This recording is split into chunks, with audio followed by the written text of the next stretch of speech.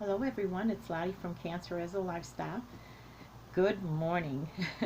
The other day I just ran into a fellow cancer survivor, and she just finished her treatment for breast cancer, her second time, and we just kind of got talking, and she asked me, so how's it going?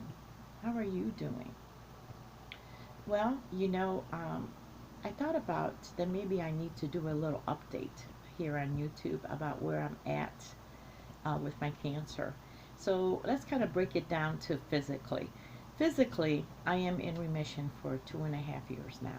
This is the second longest time that I've been in remission. The first time, when I was diagnosed in 2007, my tumor weighed in at 7 pounds.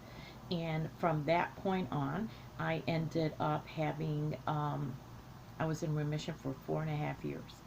So this is the second longest time I have. So what was different with my treatment this time that maybe helped that along? Well, we did have since I actually had screening done every 3 months for 10 years. Every 3 months I would go in and have screening done for, do my PET scan, my CT scan and all. So they would catch it early that, hey, your cancer is back, it's growing. So we would always catch it early. This time, my cancer, the last time, um, it grew to the size about of a little ball, and it was perfectly round. And my team, my team, my cancer oncologist team, kind of thought that maybe we should go in surgically and remove it since it was perfectly round, and it didn't seem like it was going to be, it's really attached to anything seriously. Like, last time my tumor was all zigzagging and all kind of, this time it was perfectly round, and they thought they could go in and take it out. Um, and also, I had the beginning of a hernia, and this way that could repair my hernia also. Now, why didn't we do surgery every single time it came back and take the tumor out? Well, because I do not do well with surgery. I am one of the people who actually ends up having an abscess, and I'll have infections and fevers, and I have all kinds of reactions. So, for instance, the first time when they took out my 7 pound tumor, I had one round of chemo, and then I got all these complications that came in, and I was not able to resume my treatment for 4 months because I had so many complications. So my team is very cautious in me having surgery every time to just go and remove the tumor as it grows, because I don't do well and I develop so many other issues. So this time they were very cautious about it, and I have to say they even kept me in the hospital for an extra 2, 3 days because of that. But they were they went in all prepared for, you know, things happening. Things did not happen. It went very well. In fact, the tumor ended up being the size of an egg. It was a little bit bigger than what they thought. I ended up having chemotherapy afterwards, and they added radiation. So I had like boom, boom, boom, three things at once. And ever since then, it seems I have been doing really well. 2.5 years is a beautiful thing. So I've been in remission. And by the end of October and this year, it will be 3 years. So, and since then, I no longer have to go in every 3 months like I did for 10 years. I go in twice a year for my screenings. Now, I have to explain, this is a huge thing for me. I've never, like I said, every 3 months is was quite a hassle going back for testing. Now, I have a new insurance provider this year, which did not approve my last CT scan. So we shall see. If they will approve the upcoming one, that is, I believe it might be in August that I'm going in. I'm not sure. July or August, something. I have to look at my calendar. But my doctor was a lot more elaborate and more descriptive, and as to why I needed it done. So we're hoping that this time it will go through, and yeah, so we shall see. I will keep you posted about that. So medically, this is what. So when I go in, I will have everything tested. I will have my CT scan. I will have my, my CA 125. I'll have all my tests done, and we shall see where we're going to go from there. But right now, I'm in a beautiful remission.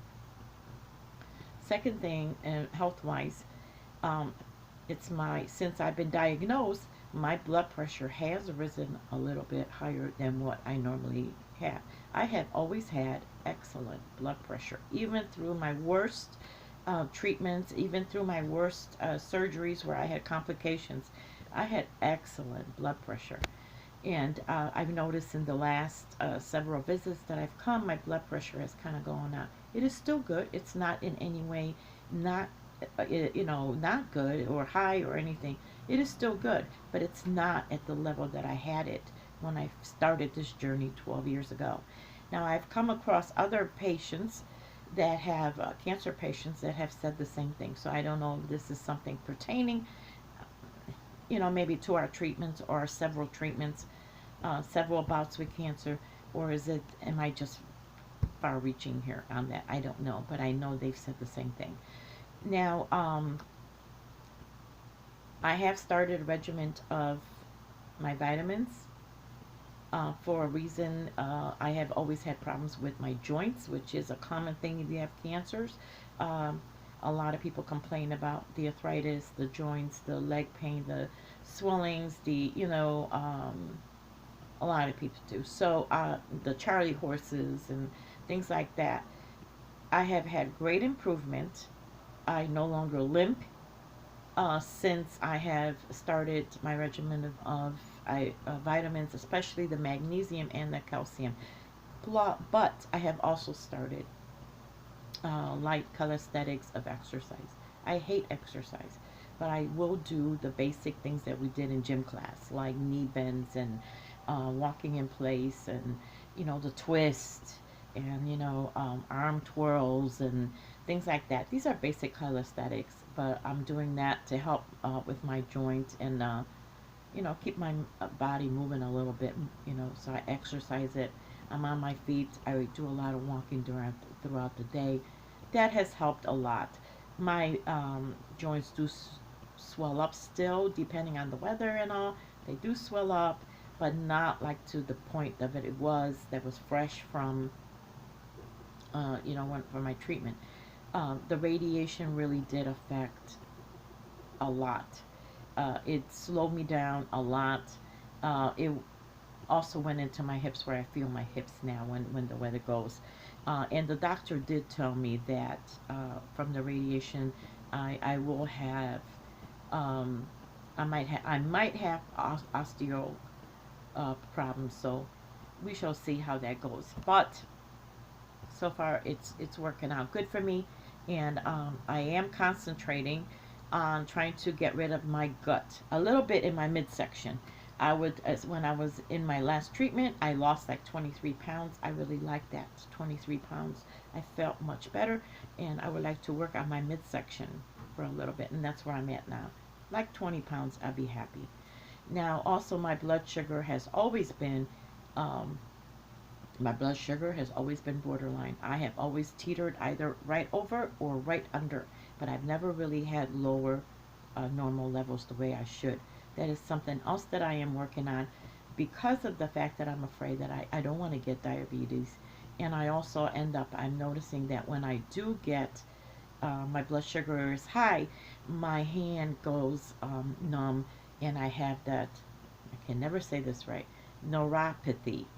I have problems with it a lot since my treatments, and when my blood sugar is high, I wake up with it and it hurts. It really is uncomfortable in my left hand. Now, I've developed a thyroid since my first treatment, but it was also very borderline. And right now, it's been a few years where I've not had to take any medications. It seems that when I end up going under treatment, that's when it becomes inflamed. But anyway, I think what else when it comes physically, I think that's about it. So I am doing well. I am on no medications whatsoever. But I do, I have really taken control of my life. physically and medically. Like, when I think about 12 years ago, I wouldn't have even known what biometric screening is, or what does this blood pressure mean. And now I am so aware of my body, and I am so aware when I go to the doctor, hey, what that means, and what does this mean, and I am just so aware of it.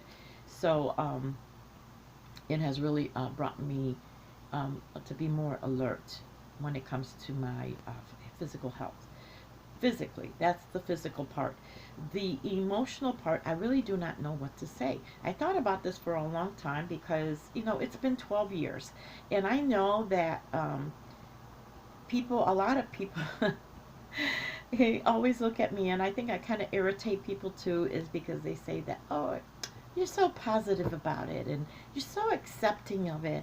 And, well, let me tell you, it's been 12 years. And this is where you have to understand that I have dealt with a lot of issues in these 12 years emotionally. Okay, I have been there. I have spent my time crying, and I've spent my time having to deal with the fact that I might die. But that's 12 years worth of work that you're looking at right now. So if I may seem a positive, or if it's not that I'm being positive. I have come to terms, I have dealt with a lot of issues that maybe somebody that is watching me right now is going through the first time, where they're not there yet. They still got a lot to process.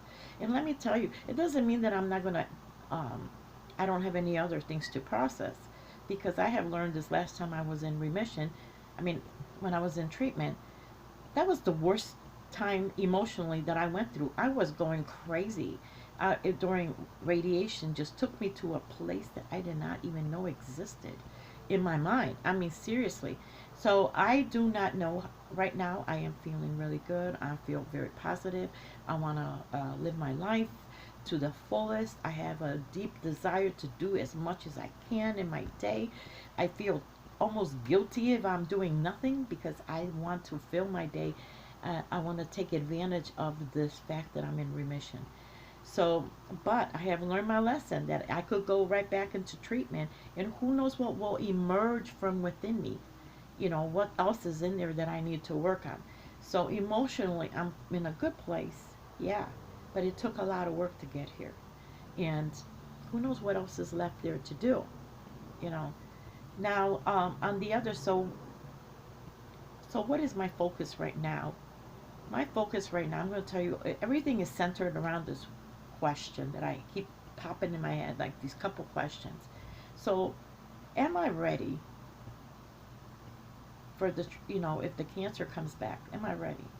Am I ready financially? Am I ready, mentally? Am I ready? Am I ready for, let's say, the diagnosis that, hey, you're going to have to quit your job because you can't go on anymore. It's, if it came back, it would have been my 5th time. There's going to come a point where I'm not going to be able to work anymore. Am I ready for that? Am I ready in my home? Am I ready in, like I said, the financial part, the emotional part? Am I ready for things like that? So this is what I've been focusing on a lot. And that involves, preparing a will, doing a DNR. I'm ashamed to say this, because in my chronic illness group, I asked the question. We were talking about wills, and we were talking about power of attorneys and DNRs and things like that. And 98% of the people there, the women, all said, oh yeah, we're ready. We got all that taken care of. Everybody knows, we've had the conversations with the families. And I'm like the only idiot who hasn't. And here I'm the leader of the group. Hello. So this is what I've been working on. This is what I'm working on this year, is to get a lot of this stuff finalized and taken care of. And even though a lot of you may think, well, my gosh, why are you talking about being so negative, and talking about maybe not going, being physically where you aren't able to go to work, or thinking in that way, or maybe if you are, hey, you might pass away, because these things will happen, and eventually. And I need to, if you have a chronic illness like I do, where this is a way of life, you know, and it may never come back again. That would be fantastic. But I need to prepare. I need to have conversations with my children to make that time as easy for them as possible, because they're the ones who are going to be dealing with this. If I'm laid up in the hospital again, like I was 12 years ago for 4 months, who's going to be paying my bills? Who's going to have that access?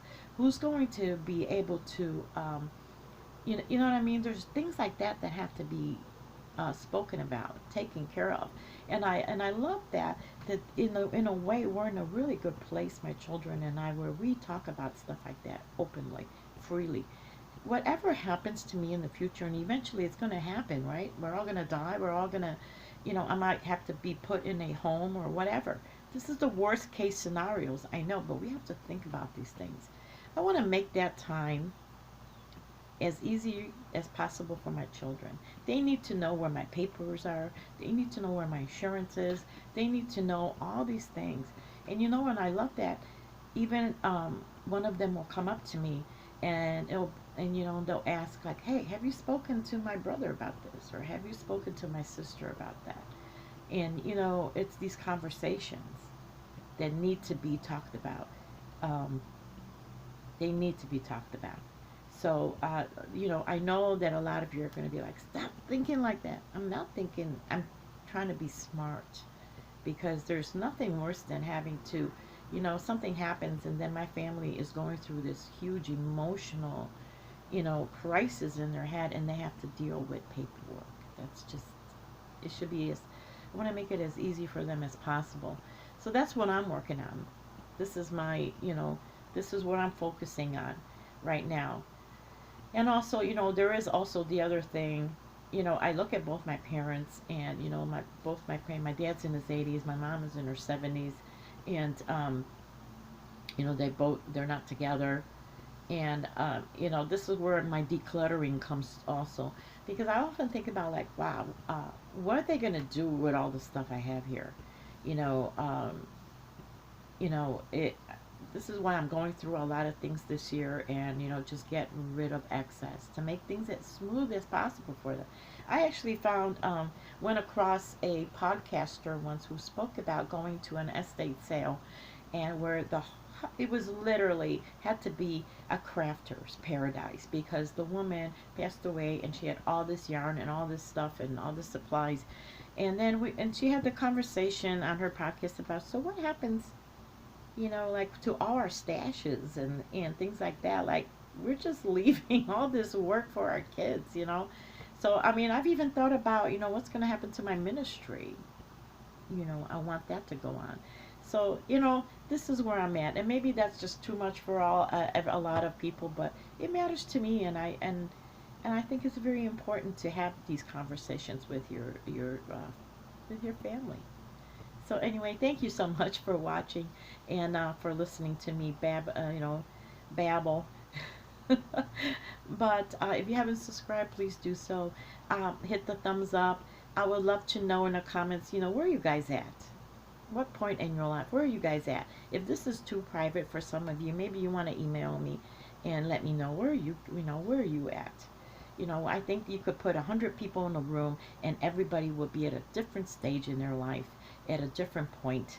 And I think we're so vastly different, and our lives we're so much alike, but we're so much different, so. But thank you so much for watching. I hope you guys have a wonderful day. Bye bye.